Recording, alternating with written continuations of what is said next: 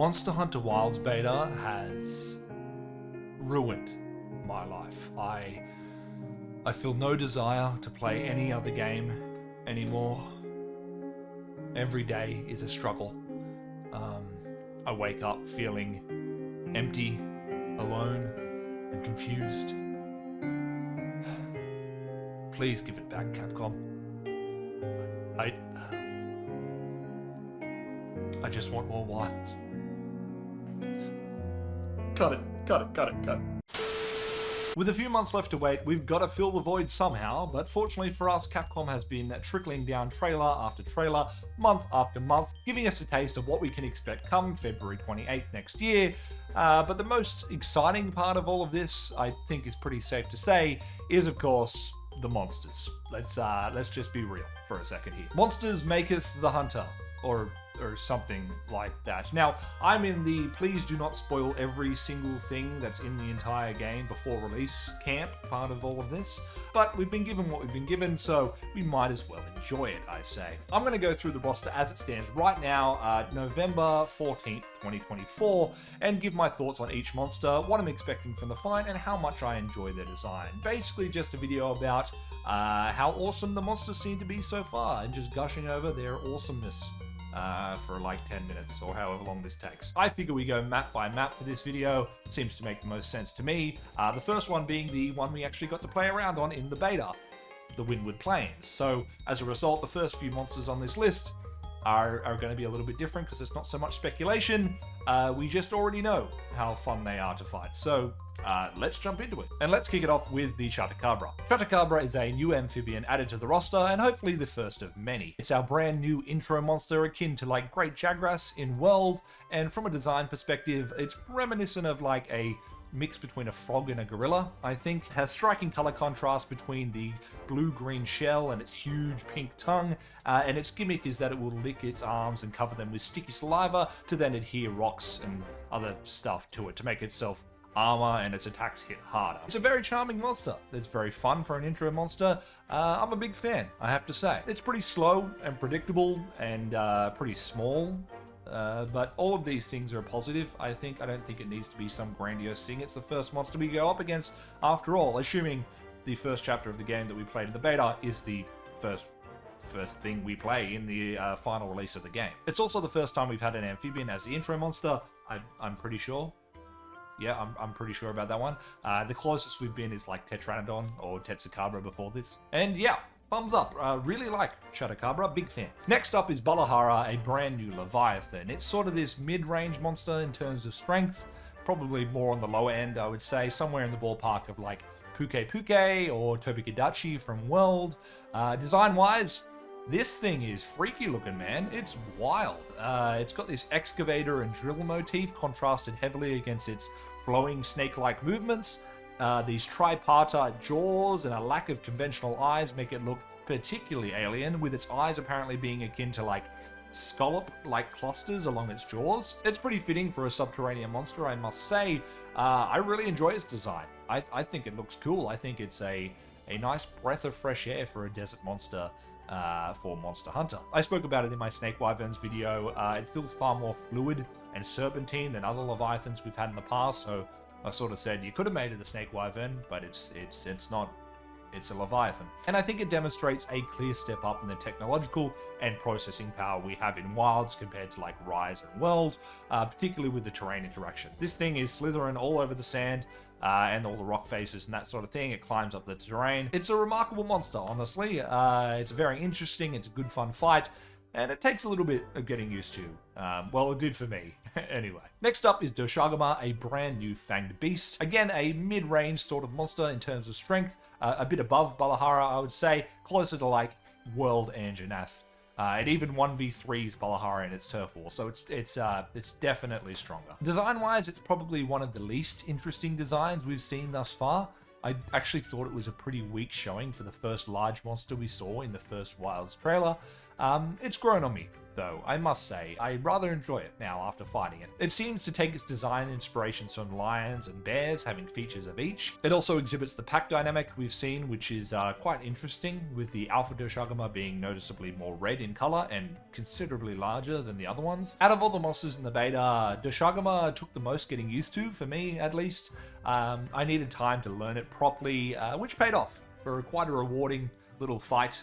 I really enjoyed it by the end of the beta, which is gone now. It does a great job of showing off the new mechanics, including the offset attacks, the clashes, and the monsters forming packs thing that they're going for. Ultimately, it makes for a enjoyable new addition to the hyper-aggressive sort of subsect of monsters in the series, and it has a lot of new animations to learn and adapt to, and yeah, again, thumbs up so far. Next up is the Quematrice, a brand new brute wyvern.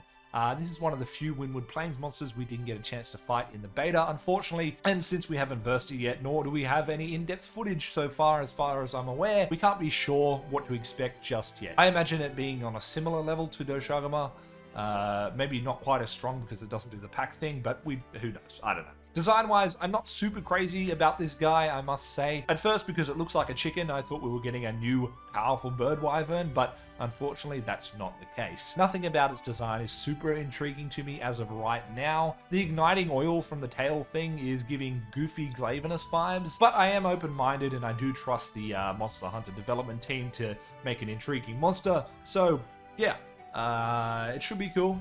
Just not super hyped on the design as of right now. Next up is Raydao, a brand new flying wyvern and the Windward Plains apex monster, akin to like Rathalos and Legiana, Diablos and Odogaron in Monster Hunter World, I would say. Design-wise, this thing is phenomenal. I am in love with Raydao's design.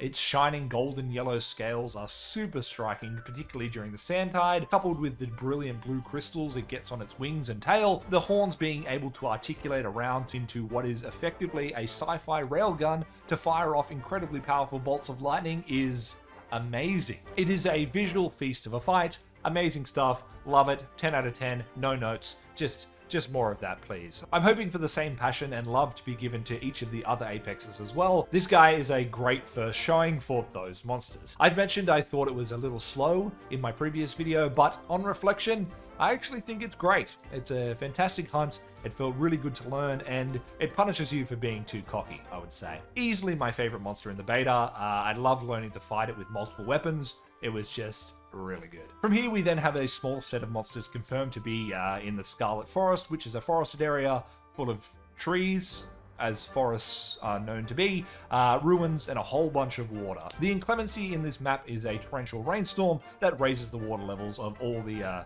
lakes and rivers across the map. First up is Lala Barana, a brand new Temno-Seren. This one seems to be a mid-tier monster in the Scarlet Forest with specific zones dedicated to being its nest, or maybe just one particular zone. Design-wise, this thing is gorgeous. I never thought I'd say that about a giant spider. The dancing motif pairs shockingly well with the erratic twitchy movements lended to it being a spider monster.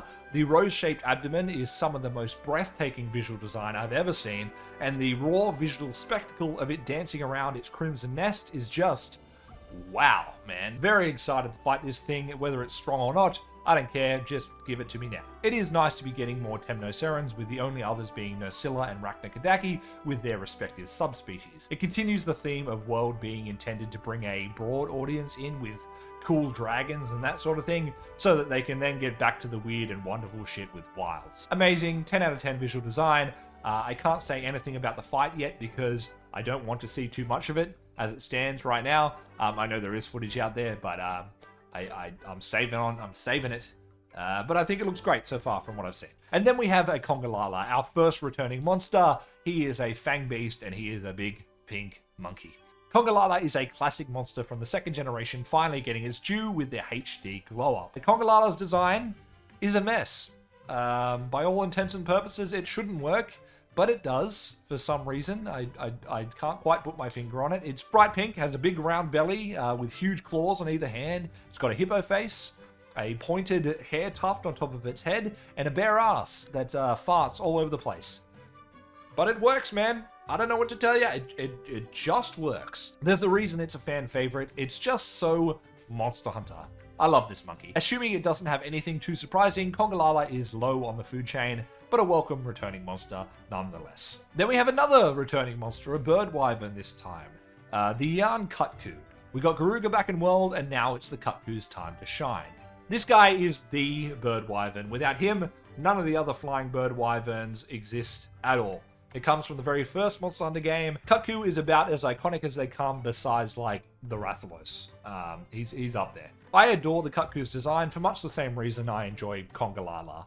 Its design should feel like an utter mess. An unwieldy beak with a huge underbite, a disproportionately thin neck, bright red-pink scales, huge ears, and a cry that sounds like it's laughing. It just works for some reason. It's awesome to see its return, I must say. I wouldn't be surprised if Kutku is the introductory monster for the Scarlet Forest, not being much harder than Chatukabra, but again, a welcome return. The shot we got revealing it was crazy. There was like 12 Kutkus on screen, so I wonder if it's going to be one of those pack monsters like Doshagama, making it considerably more dangerous and formidable.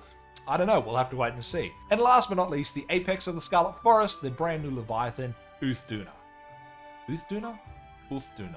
Uthduna? I think it's Uthduna. Design-wise, it's some sort of, like, Arapaima, crocodile, whale monster. I'm not super into this thing's design, especially when contrasted against Ray Dow. I do think it's interesting though, in that it's so different from the usual sleek and spiky design we get for monsters of this level, but I don't know. It's not really doing it for me. It might be its dumb face. I think its face looks dumb. All that said, with what little gameplay we got in the trailer so far, looks intense, with it just exploding out of the water into the sky, sending waves of water in all directions. It looks like a super large-scale fight with some crazy water manipulation. I'll be interested to dive into this one myself. I know there's gameplay out there, but I think I'm going to leave that for now. I'm down for trailers where they're like 3 minutes of high octane, look at this thing, and then look at this thing, and then look at this thing. But I'm not super interested in watching somebody else play a game that I really, really, really badly want to play myself.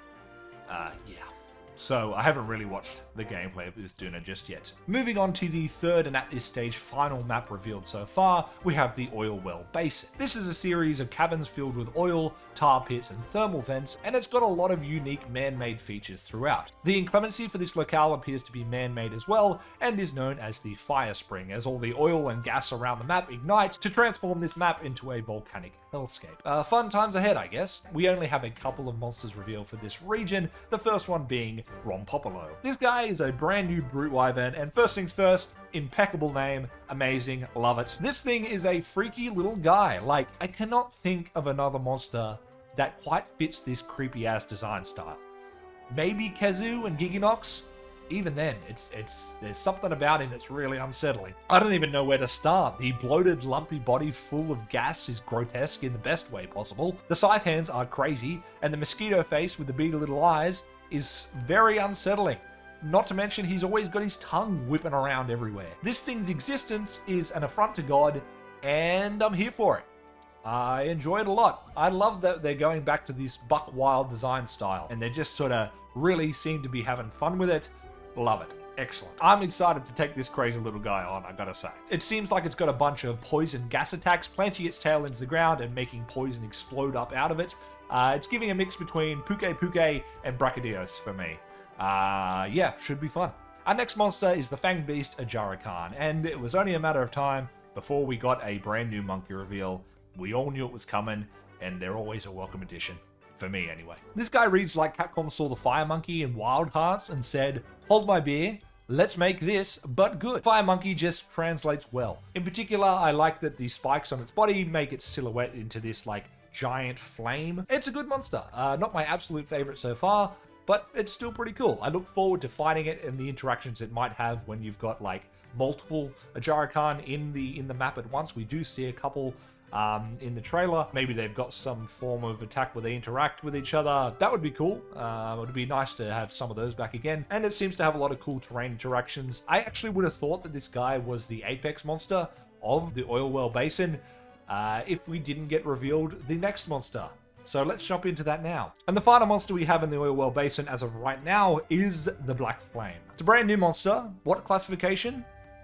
I've got no idea what they're gonna classify this thing as. We don't know a whole lot about it just yet, not even its proper name, just that it is the apex of the Oilwell Basin and that the locals call it the Black Flame. It appears to be a gigantic oily octopus-like monster, which is a body plan we have sort of seen before, but never quite like this. I want to learn more because we don't have a whole lot to go on just yet. But it does go to show just how much variance we're going to have in these apex monsters for these maps. We go from Flying Wyvern to Leviathan to Squid. It's pretty cool, and it's got me really excited, I must say. The fight looks pretty brutal as well. The primary shot we have is it just scooping up the hunter and just torching him just to a crisp. And that's how the trailer ends. So I don't know how we get out of that one. So that's all the monsters we have with home regions as of right now.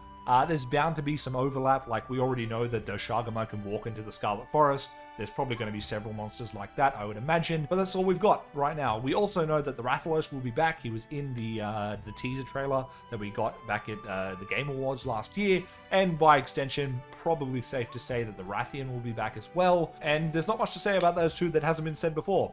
I think they're cool. I really like them. I've got a Rathalos tattoo on my leg. All hail to the king, baby. And so that leaves us with one final monster, the flagship of Monster Hunter Wilds, the big beautiful boy on the cover, Arkveld. Known as the White Wraith, Arkveld appears to be the primary antagonist to the little boy Nata, which we will no doubt learn a whole bunch about in the story of the game on final release. It's a ghostly grey-white colour with giant chain-like appendages protruding from each of its wings, and with what appears to be like fur or feathers or something covering a portion of the neck, back, and wings. We're not quite sure what this thing will be classified as. My money's on Flying Wyvern, if not just lumped into Elder Dragon. I guess it could be like Gormagala with the question marks, because it's supposed to be extinct, but who's to say, really? We don't know until we know. We also don't know where it lives mainly, only that we've seen it in the Scarlet Forest and the Windward Plains, attacking each of the apexes from those maps. I imagine Arkveld will just show up throughout the story until we actually finally get to take it down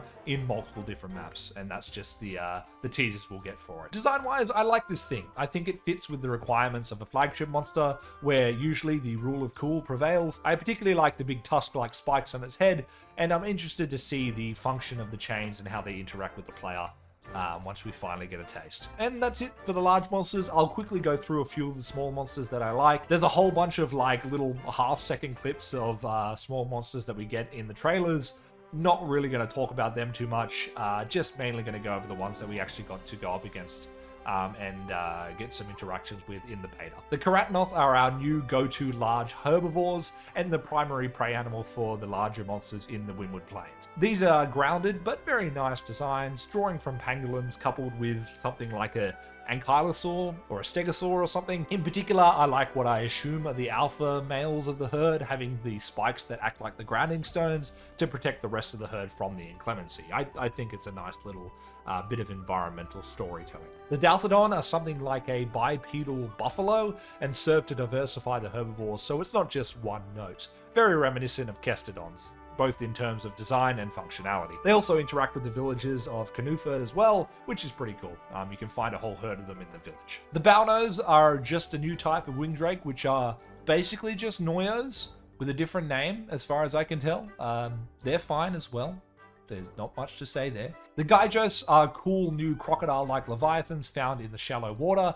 I really like these little guys. I'm quite partial to a good reptile design, so it's right up my alley. It's cool to see them hunting the Balthodon on the riverbanks as well. It would be awesome if they got a big alpha form, though I don't think every single small monster needs a big alpha large monster to go with it.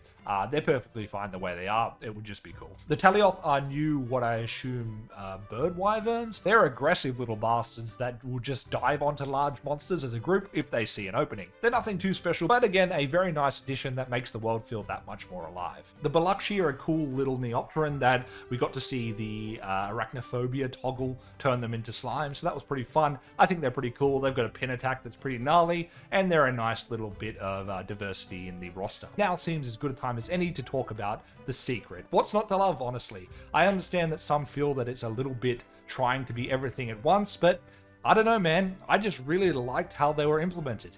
From a design standpoint, they're deceptively simple, being little more than a feathered dinosaur, but the fluidity of the movements, the switching seamlessly between the bipedal and quadrupedal running, and the gliding and whatnot, they're just charming as hell, and I'm really interested in the customization options we will have on full release. It's also awesome to see them interact with the Kanafa villagers, and we get to see a bunch of baby secrets, which is good stuff. Again, great, makes the world feel alive, love it. And those are my thoughts on the roster as it stands right now. Again, this is going to be outdated whenever they release a new trailer, probably the Game Awards or something like that. But yeah, really happy with the roster so far. There's a few things I'm not super keen on, but I can only imagine that I'll really enjoy them like I did with Doshagama when we actually get our hands on the full release. If you like this video, don't forget to like and subscribe, and why not share it with a friend if you think they'll like it too, and let me know down in the comments down below which monster you're looking forward to the most, or what you hope they're going to announce in the near future.